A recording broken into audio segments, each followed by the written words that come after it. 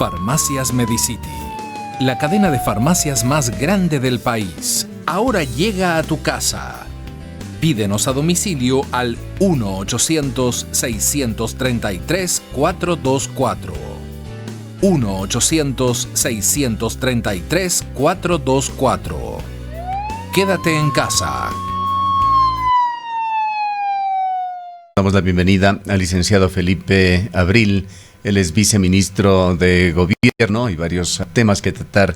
Licenciado Abril, el primero y más urgente, la excitativa, más que excitativa, la posición de la Asamblea Nacional de exigir al presidente de la República, Lenín Moreno, la remoción de la ministra de la ministra de Gobierno, María Paula Romo, decisión que la tomó el día de ayer la Asamblea Nacional. ¿Cómo va a ser tratado este tema?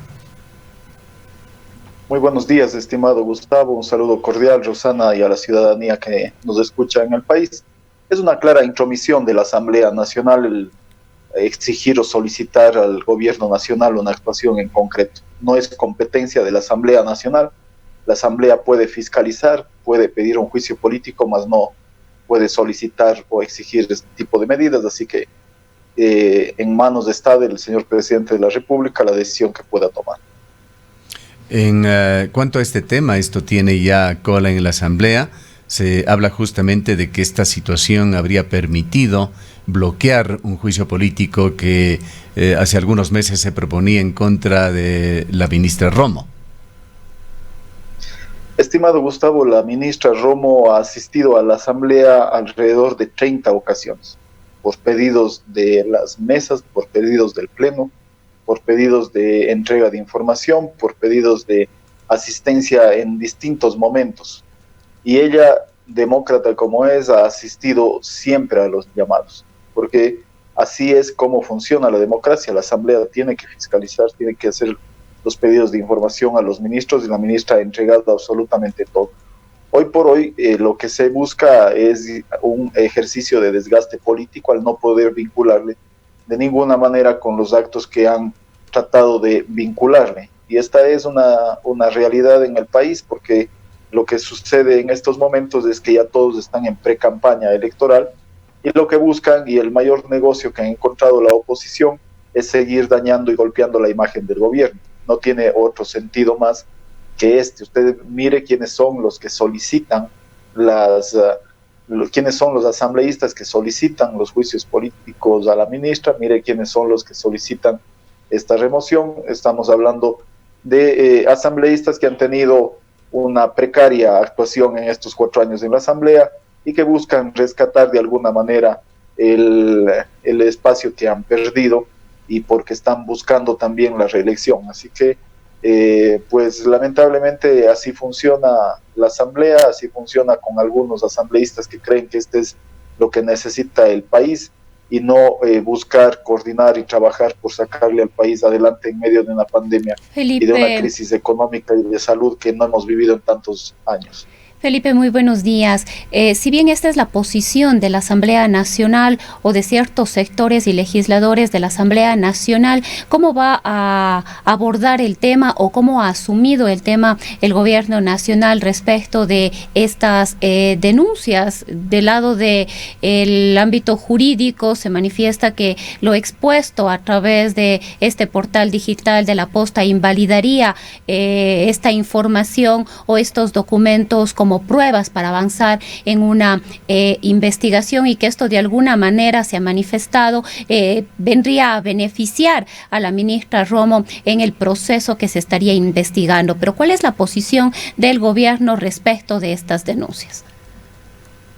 La posición del señor presidente de la República, de la ministra Romo y del gobierno en general siempre ha sido dejar que la justicia actúe de manera independiente, apoyar el trabajo de la Fiscalía en el proceso de investigación, como siempre se lo ha hecho con la Policía Judicial, con los miembros que articulan el trabajo de investigación. Y si usted lee los chats, no tienen ningún tipo de vinculación con el delito por el cual está denunciado y está investigado el asambleísta Mendoza, que es el cobro de recursos sobre el hospital, la construcción del hospital o el contrato de construcción del hospital, de Pedernales, algo que fue denunciado por la propia ministra de Gobierno ante la Fiscalía para que se investigue cuando le llegaron denuncias de ciudadanos que alertaron de esta situación.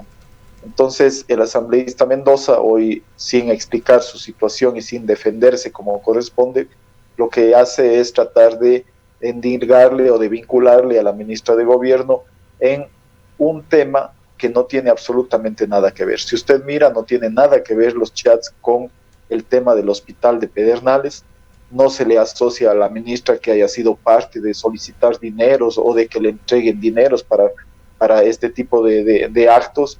A la ministra lo que le están acusando con estos chats, lo que están buscando es decir que ha tenido un diálogo con el asambleísta y por la ministra de Gobierno.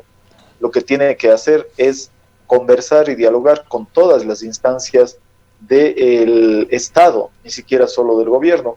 Entonces, en ello, la coordinación con la Asamblea es un mandato por el estatuto del Ministerio de Gobierno. La relación con la Asamblea la hace Felipe, el ministro o la ministra de Gobierno. ¿Por qué considera usted que el asambleísta, el ex asambleísta Daniel Mendoza, intenta involucrarle a la ministra de Gobierno en esta situación del reparto de los hospitales? Porque son varias ocasiones en las que él ha dado información supuestamente, pero no es más que el discurso de él. Recuerde usted, en una anterior ocasión hay un diálogo que también fue expuesto públicamente, en el que él conversa con el asambleísta de Sucumbíos, que hoy también está vinculado al proceso, antes de ser vinculado al proceso, y que él le pregunta de manera insistente, intentando sobre la ministra de Gobierno y sobre las conversaciones con la ministra de Gobierno, intentando que el asambleísta Azuero diga algo en contra de la ministra y no consigue nada. Estas son unas muestras claras de que él busca vincularle a la ministra por una retaliación, justamente por el hecho de haber denunciado estos actos, y obviamente pues la ministra denunció de manera general que se investigue, y resulta que está involucrado este asambleísta Mendoza y otra gente más. Ahora, licenciado Abril, así como usted señala que es una realidad el inicio de la campaña electoral, el crecimiento de los intereses de carácter político,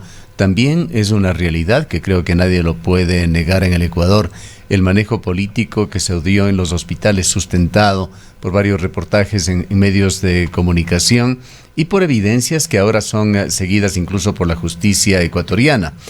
El gobierno nacional ha negado sistemáticamente el hecho de que haya llegado a algún acuerdo de carácter político o coyuntural, pero no ha llegado a explicar quién es o quiénes son los que han permitido este control político de los hospitales con semejantes resultados como se ha dado en Pedernales o en varios hospitales del IES. Creo que el país exige una respuesta coherente. El día de ayer, en entrevista con el destacado periodista ecuatoriano Cristian Zurita, llegó a señalar de que si la ministra Romo no está involucrada en estas negociaciones como ministra de la política también, que se le llama a la ministra de Gobierno, él concluye de que están directamente involucrados otros funcionarios más altos que ella, como Juan Sebastián Roldán o el propio presidente de la República. ¿No es hora de que el gobierno nacional dé una explicación clara, coherente sobre qué sucedió allí? Si el gobierno no tiene nada que ver, ¿por qué se les escapó de las manos un tema tan delicado como es la salud pública en Ecuador? Y está también de por medio esta sugerencia de la Asamblea Nacional. Si bien usted dice no tiene injerencia para remover ministros, a no ser por la realización de un juicio político, es también obvio de que ocasionalmente los ministros tienen que funcionar como fusibles para bajar la tensión política que está muy alta en el país. En definitiva, Felipe, lo que todo el mundo exige esclarecimiento y quiere saber es quién repartió los hospitales. Justamente a esa respuesta tiene que darle la función de la Fiscalía. Para eso es el trabajo de investigación de la Fiscalía. Y en el ejercicio político, como dice en su consulta Gustavo, pues usted recuerde, y aquí le digo con absoluta claridad, la ministra de Gobierno está 1 año y medio en el gobierno. El ministro Juan Sebastián Roldán está algo más de 2 años, no está desde el inicio. La administración del gobierno nacional empezó junto con la asamblea y obviamente si es que hubieron algún tipo de acuerdos con el tema de salud, pues no fue en el periodo en el que estuvieron ninguno de los dos miembros involucrados. Yo estoy hace algunos meses nada más en el Ministerio de Gobierno, a partir de los hechos de octubre, luego de eso yo ingresé. Entonces mal podría informar o dar información que no cuento, porque no hemos estado cerca. Yo estuve en Cuenca antes de estar en esta gestión. La ministra María Paula Romo estuvo en sus actividades privadas antes de 1 año y medio o algo. Entonces mal pueden pedirnos información a nosotros, porque no es que nosotros la neguemos, simplemente no conocemos si es que hubo algún tipo de acuerdo. Luego, hablar de un diálogo con la Asamblea y buscar acuerdos para la gobernabilidad es propio del ejercicio del Ministerio de Gobierno. Asimismo es la tarea, eso es lo que nos corresponde y eso es lo que ha buscado siempre la ministra de Gobierno en sus diálogos y en sus gestiones cuando ha visitado la Asamblea y cuando ha conversado con los asambleístas. Pero hablar de que la ministra haya sido una persona que ha repartido, como lo han dicho, pues no tiene ningún sentido, como le digo, ni por los tiempos coincide. Segundo, en el caso de que hubiese habido algún acuerdo para nombrar a algún gerente en algún espacio, me refiero a anteriores momentos a que nosotros estemos presentes, no creo que nadie haya acordado o le haya dado luz verde para que entren a robar, para que entren a hacer contratos con sobreprecios. Eso me parece que desvía la atención del fondo del asunto, es al menos mi apreciación con toda la objetividad, buscando toda la información que hemos tenido. Creo que desvía el fondo del asunto porque aquí hay que mirar, por ejemplo, que la red que está descubierta a través de la captura de Salcedo es una red que viene funcionando desde el 2013 y en donde son los Bucaram los que logran de alguna manera meterles en esta red a funcionarios públicos del Ministerio de Salud, y no solo del Ministerio de Salud, sino también del Servicio de Contratación Pública, y logran estos contratos con sobreprecio. Y también en esta época, no hay como desconocer, también en esta época, pero desde el 2013, 2014 viene funcionando este ejercicio y allí no tuvieron ninguna participación ni ministros, ni ministras de salud, ni viceministros de salud, sino que logran un ejercicio para la corrupción con la vinculación de estas personas que son funcionarios. ¿Tenemos algún problema con el audio? Sí, parece que se le apagó su micrófono. Perdone. Adelante. Perdón, Gustavo, adelante. que estoy en el teléfono y estuvo ingresando una llamada. Ya, sí, continúa, por favor. Sí, le decía que el sistema de contratación pública lo que busca es que pase por varias manos el trabajo de contratación. Por ejemplo, en medicina del bodeguero informa que ya no hay medicina, luego pasa al solicitante del recurso, al analista que emite un informe, luego pasa a los servidores de contratación pública, piden al director que se ejecute la contratación, etcétera. Entonces, todos esos pasos implican que van vistos buenos de varios funcionarios, justamente buscando que no quede en la mano de una sola persona el proceso de contratación. Pero esta red lo que ha hecho es justamente lograr que todos esos funcionarios participen de este proceso de manera fraudulenta, y obviamente eso es lo que está en proceso de investigación, y eso usted va a encontrar luego que la Fiscalía termina el proceso. Aceptemos el escenario que usted propone, licenciado Abril, de que no tuvieron nada que ver con hechos del pasado, es decir, no estuvieron involucrados en la acción que posibilitó este manejo mafioso de los Bucaram y otros políticos de los hospitales, pero sí estuvieron en un periodo en que se ponían en práctica estos acuerdos. Habría allí un problema de omisión, por lo menos. Y aquí quisiéramos preguntarle qué ha hecho el gobierno para investigar, por ejemplo, el papel de uno de sus legisladores, un conspicuo legislador, José Serrano, que incluso estuvo en la terna para ser considerado como candidato a la presidencia de la República. ¿Qué papel jugó él en esto? ¿Por qué tuvo que ir él en una avioneta a traer a Bucaram desde Panamá? Bueno, nuevamente el tema pasa también porque estos procesos tienen que ser investigados en la justicia. Nosotros como gobierno no tenemos la competencia, Gustavo, de investigar. De hecho, la Secretaría Anticorrupción tenía la competencia de trabajar para prevenir la corrupción, no para investigar procesos de corrupción, pero sí recibieron también denuncias y esto quedó en manos de personas que estuvieron en su momento. Sin embargo, realmente las pruebas, las preguntas deberían ir hacia el sistema de justicia, que es el que investiga, porque de otra manera vamos a seguir apuntando. Yo creo que hay una responsabilidad política, sin duda alguna, de todos quienes participamos en un gobierno, por los actos que se cometen y por los que no se cometen por actos de omisión también. Pero en el caso concreto de estos temas que tienen que haber sido investigados, tenemos que preguntarle a la justicia, como tenemos que preguntarle a la justicia qué pasó con las denuncias sobre Equitranza, qué pasó con las denuncias sobre los 1.500 millones de dólares invertidos para terraplanar un terreno en la refinería del Pacífico del gobierno anterior, qué pasó con las denuncias del Gran Hermano, que ahora está de candidato y que en su momento se le denunció de haber recibido 90 millones de dólares en contratos.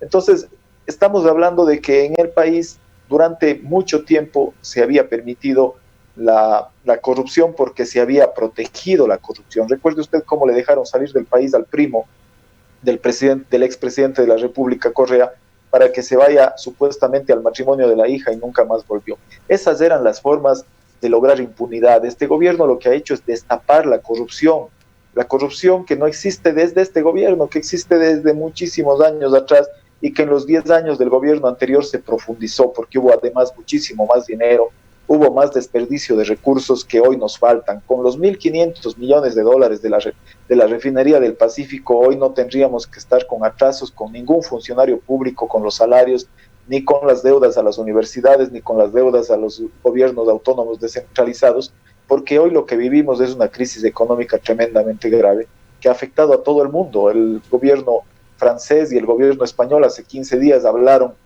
de que la crisis les está afectando de manera tremenda y se arrepentían de haber tenido tanto tiempo de confinamiento. Hace un mes el gobierno inglés dijo que es la peor crisis de los últimos 100 años que están viviendo. Ahora, Felipe, entonces, pero quizás es importante... Hoy, quizás es importante insistir en esta responsabilidad política. La justicia efectivamente, y ojalá con absoluta independencia, avance de forma eficiente y eficaz en las investigaciones, en las más diversas investigaciones que tiene a su cargo, pero es importante insistir precisamente en esta responsabilidad política de un gobierno que no puede tener en sus altos cargos, en sus funciones, personas que de una u otra manera se hayan mostrado o se haya evidenciado que han tenido algún contacto cercano con actos o hechos de corrupción, y peor aún, los movimientos y partidos políticos presentarnos a los ciudadanos, a las ciudadanas dentro de sus posibles candidatos o dentro de sus candidatos a personas que hayan estado vinculadas con actos irregulares e ilícitos en el país. Así es, Rosana, yo estoy totalmente de acuerdo con ello. La responsabilidad política sobre quienes participan en las listas 35 de Alianza País no es nuestra. Usted sabe que nosotros somos parte de la lista 35 del movimiento político Alianza País. Somos parte del movimiento Ruptura y, por supuesto, nosotros somos responsables de las personas a las que nosotros auspiciamos en nuestras listas, en nuestras candidaturas. Esa es la responsabilidad política que tenemos, y la responsabilidad política de quienes participan en el gobierno, pues nosotros somos un grupo más de los que estamos participando del gobierno, no somos los que manejamos el gobierno a su integridad, y por lo menos es lo que yo puedo, porque ni la ministra ni Juan Sebastián son las personas que nombran ministros o que nombran a las personas, y en referencia a lo que usted anotaba, pues José Serrano es un asambleísta que está y ha estado siempre liderando el movimiento Alianza País, y ellos son quienes podrán responder por el hecho de haberle propuesto o no como candidato a la presidencia. Pero de quien sí tiene que responder el partido de gobierno es de Patricio Barriga como candidato vicepresidencial. Él fue parte de aquellos equipos en el área de comunicación que terminaron siendo perseguidores de los medios de comunicación.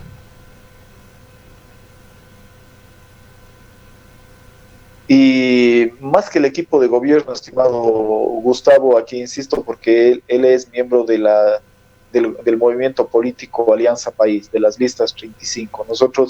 Yo puedo responder como dirigente que fui hasta hace un tiempo del movimiento Alianza País, perdón, del movimiento Ruptura, pero no del movimiento Alianza País.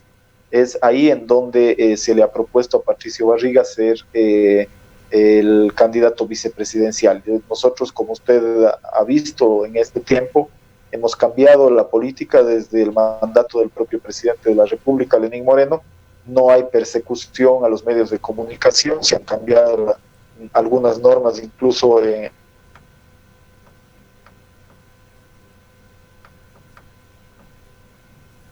creo que este es un cambio importante, es un legado del presidente Moreno después de 10 años de sometimiento y de persecución a los medios de comunicación.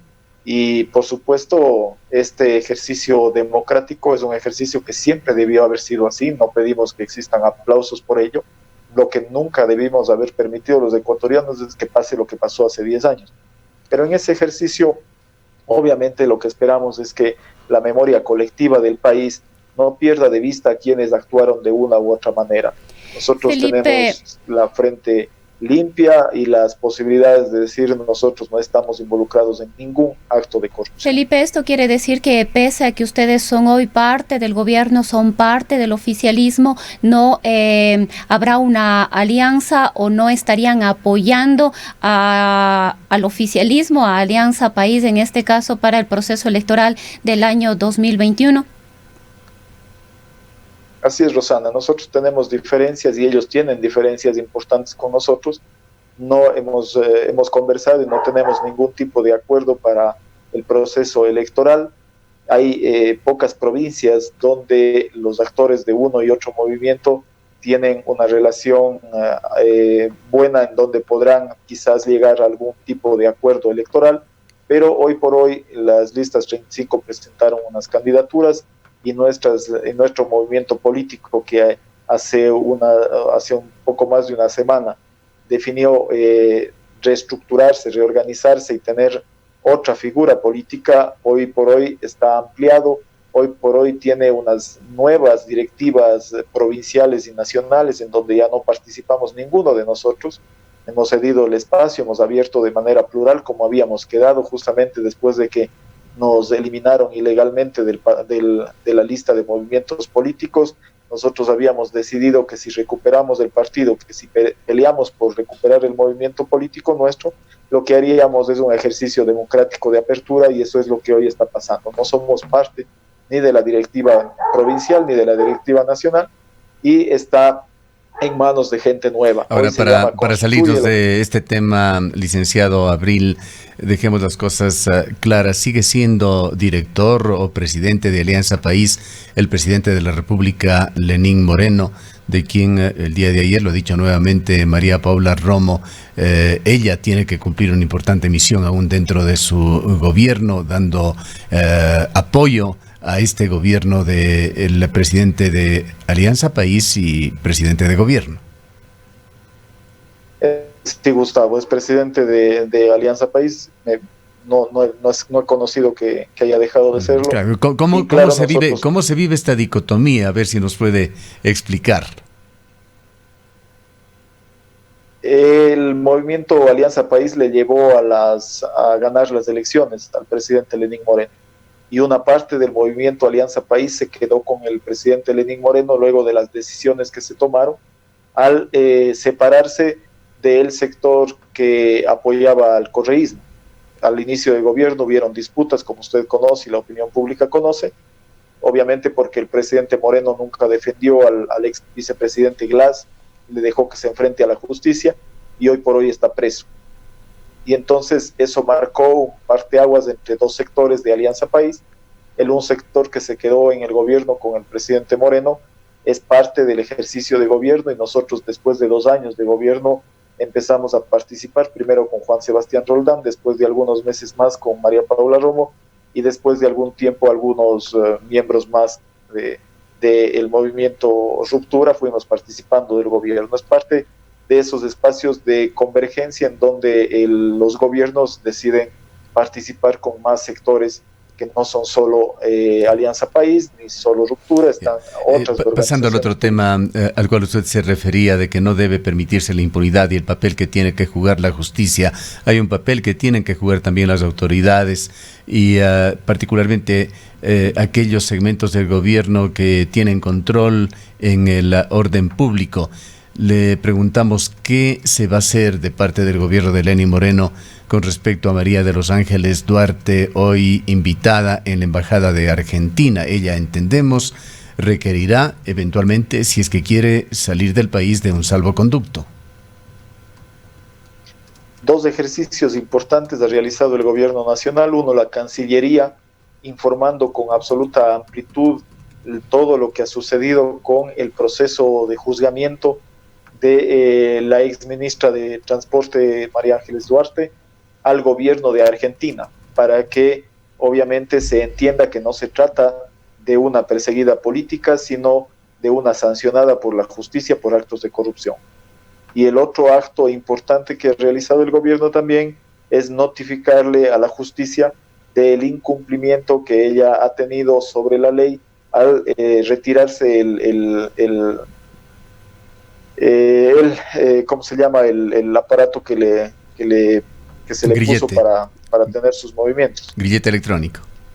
El grillete electrónico, se me fue el nombre. Entonces, obviamente se le notificó porque esa también tiene una sanción adicional y extra sobre su actuación. Es una persona que estaba bajo investigación, que tenía la obligación de mantenerse en el país y de mantener el grillete electrónico, porque los jueces habían dicho que no tiene que ir presa porque tiene un hijo menor de edad al que cuidar y porque no había el peligro de que se fugue del país. Pero este ejercicio que están haciendo varios políticos que han caído en actos de corrupción y que por primera vez en la historia de este país se está sancionando como corresponde y se está investigando y llegando a conclusiones finales, pues esperamos nosotros que podamos, siempre la Policía Nacional va a actuar con las órdenes de los jueces. La policía no puede actuar por sí sola ni apresar a nadie por sí solo, a menos que exista un delito flagrante o a menos que exista una orden de juez de captura. Y entonces, en estos momentos, cuando los jueces emiten órdenes de captura, la policía actúa y genera todas las alertas en el territorio para buscar y rastrear a las personas que hayan evadido la justicia. Así hemos logrado capturar a algunas personas y en este caso no habrá excepción. Son personas que tienen que presentarse y enfrentar a la justicia y a la responsabilidad que han tenido por sus actos. ¿Qué consideraciones se hacen, por otra parte, en el Ministerio de Gobierno, en el Ministerio de la Política, por las bajísimas cifras de aceptación y de credibilidad del gobierno, que en ninguna encuesta superan a un 8%?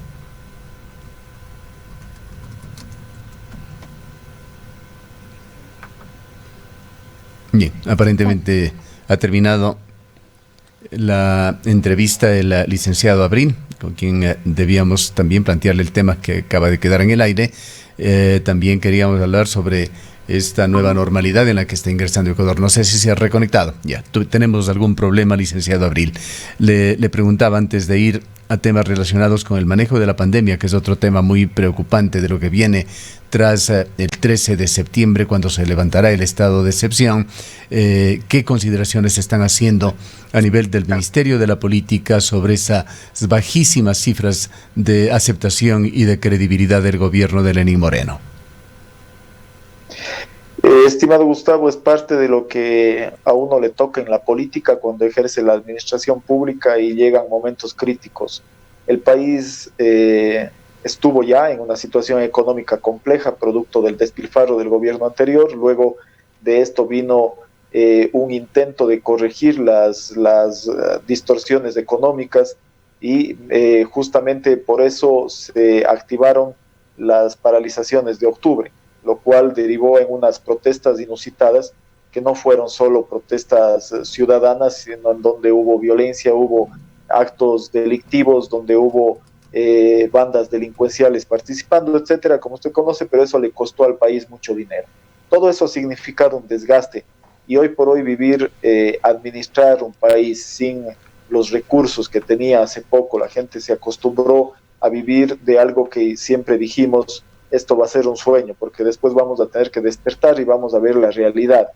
Vivimos con una deuda incremental tremendamente grande, entonces sentíamos que vivíamos bien, y de hecho vivíamos bien, pero no sabíamos la responsabilidad que íbamos a tener, o quizás la gran mayoría de ciudadanos no conocían la responsabilidad que íbamos a tener después cuando nos tocara pagar la deuda que asumió el gobierno anterior. ¿Qué es lo que sucedió? La irresponsabilidad del gobierno anterior ya lo comparo con la que podría tener un presidente en el caso de un padre de familia, digamos, en un hogar. Si el padre de familia les hace a sus hijos vivir a plenitud, pero no con sus sueldos, sino con préstamos y préstamos y préstamos, después de algún rato llega el momento de pagar y viene la hora crítica. Pero además, no solo que ahora nos toca pagar la deuda tremendamente alta que adquirió el gobierno pasado, sino que ahora ya no tenemos ni siquiera el mismo sueldo que teníamos antes, tenemos ingresos tremendamente más bajos.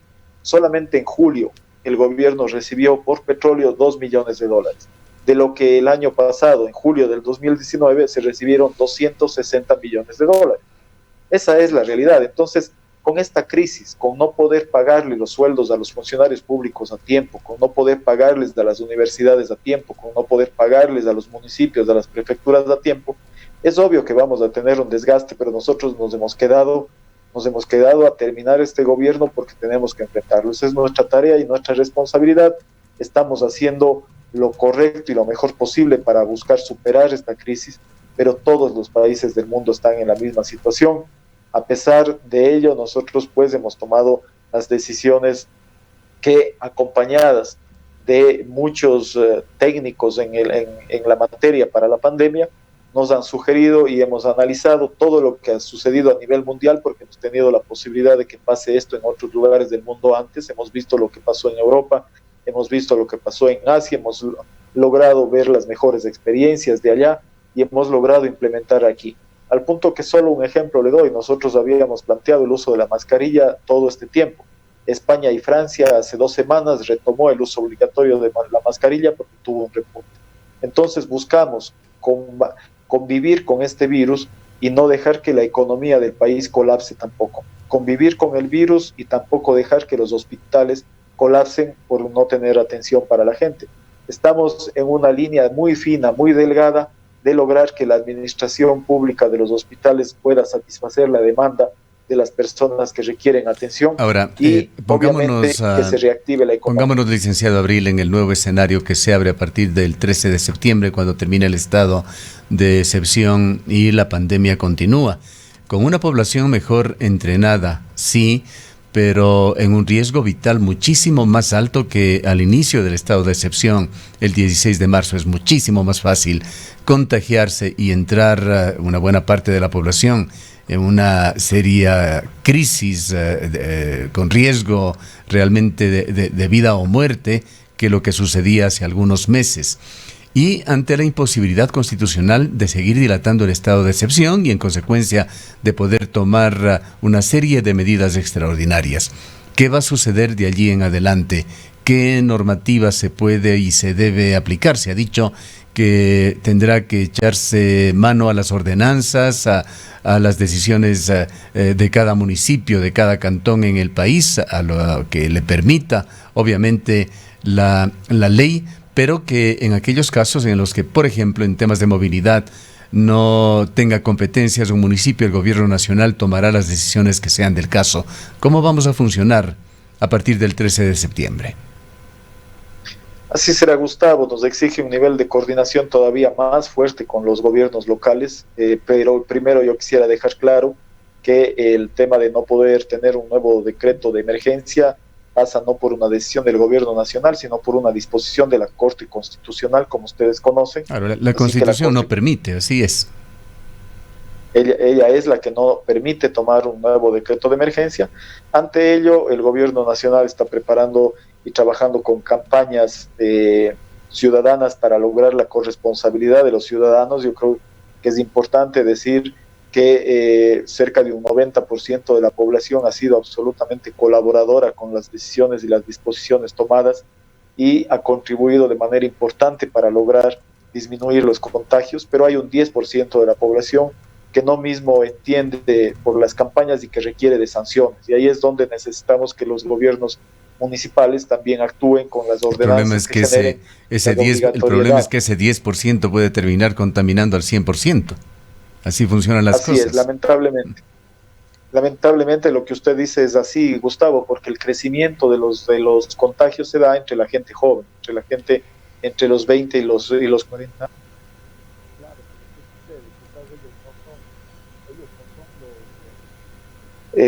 Los que van a tener mayores afectaciones a su salud directamente, pero el rato que se encuentran con sus padres, con sus abuelos, nos genera el gran problema, o con una persona con alguna situación de deficiencia pulmonar. Pero más allá de ello, lo que nos corresponde es una coordinación mucho más fuerte, le decía, con los gobiernos autónomos descentralizados, municipales, para que generemos las ordenanzas y para que logremos, por ejemplo, los municipios tienen la competencia de tránsito para impedir el tránsito según el número de placa, que podría ser una medida que todavía pueda mantenerse.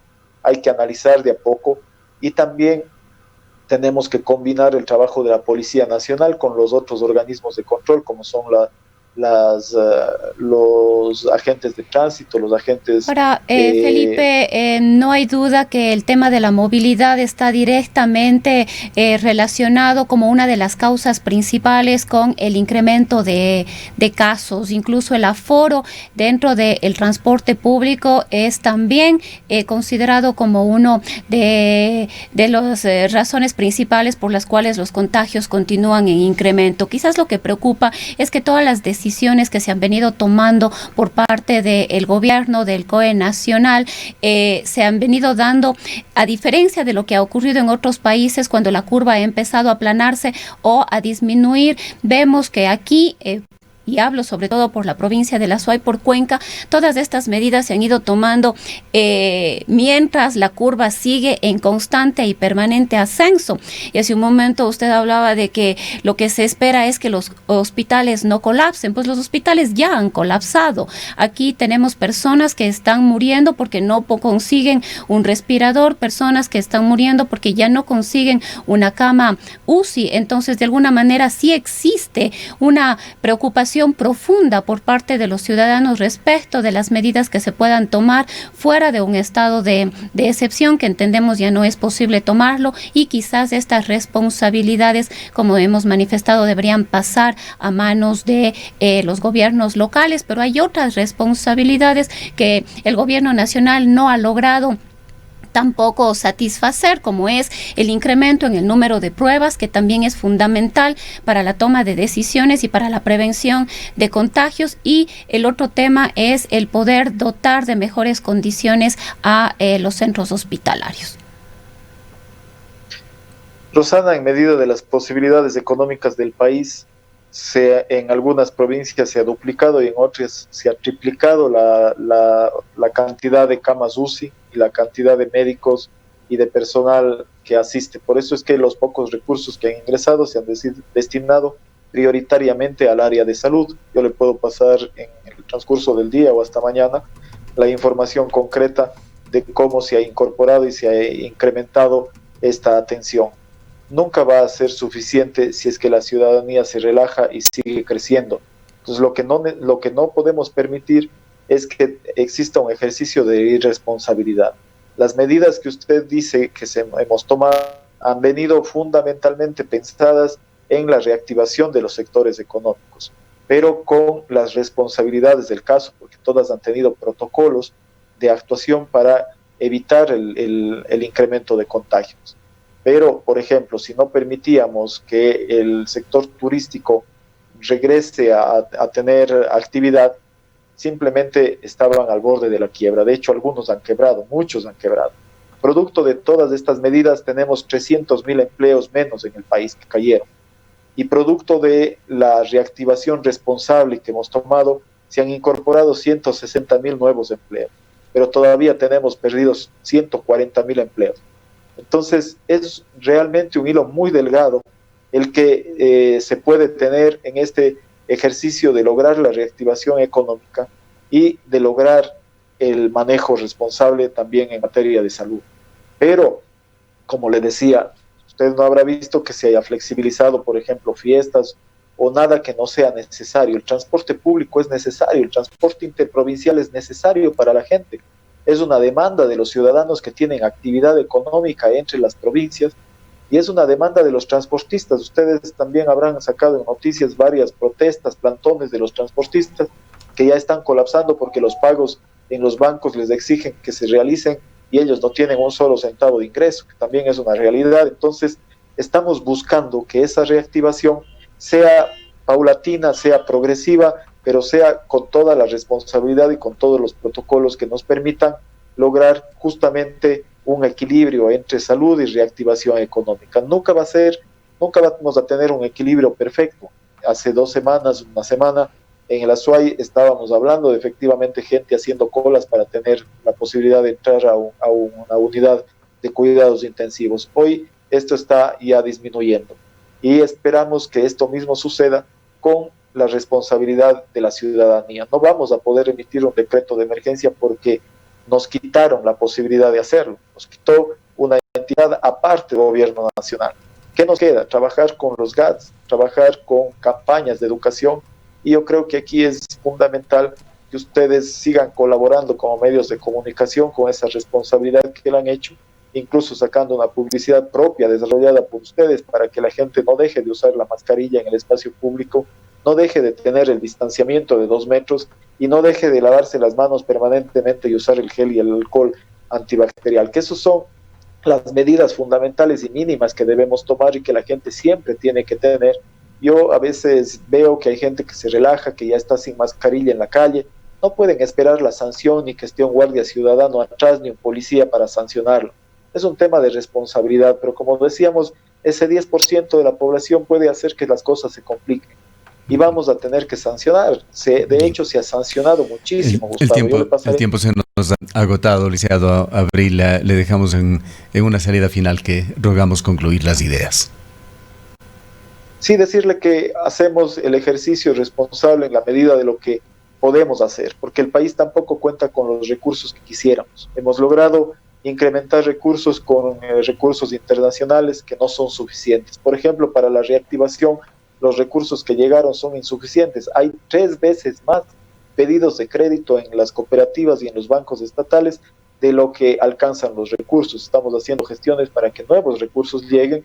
Estamos a punto de conseguir un importante aporte internacional para finales del próximo mes que nos permitirá paliar mucho esta situación de no pagos. Y con eso, pues, estimado Gustavo, decirle que estamos tratando siempre de hacer todo lo mejor posible, trabajando de lunes a domingo, casi 20 horas al día, pero es lo que hemos logrado hasta el momento. Seguramente vamos a tener errores también como seres humanos, pero créame que estamos haciendo todo lo mejor posible en la medida de lo que los recursos nos permiten también. Bien, le agradecemos mucho al licenciado Felipe Abril, él es viceministro de Gobierno. En el Ecaustro, desde hace 20 años, trabajamos día a día para generar la energía que tú necesitas. Hoy, renovamos nuestro compromiso de servir a la región y al país, generando desarrollo con conciencia y conservación ambiental y siempre mirando al futuro.